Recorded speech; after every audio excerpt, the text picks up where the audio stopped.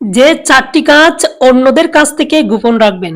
Number 1, কাউকে ভালোবাসেন? তাহলে গোপন রাখুন। অন্যকে বলে বেড়াবেন না।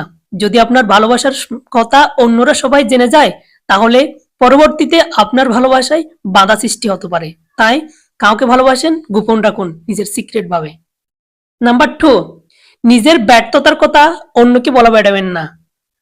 আপনার ব্যর্থতার কথা যদি আপনি সবাইকে বলে বেড়ান, তাহলে ওরা আপনার দুর্বলতার সুযোগ নিতে পারে। নাম্বার 3, নিজের আনন্দ হৈ উল্লাসভাবে অন্যকে না বলে শান্তিপূর্ণভাবে উদযাপন করুন।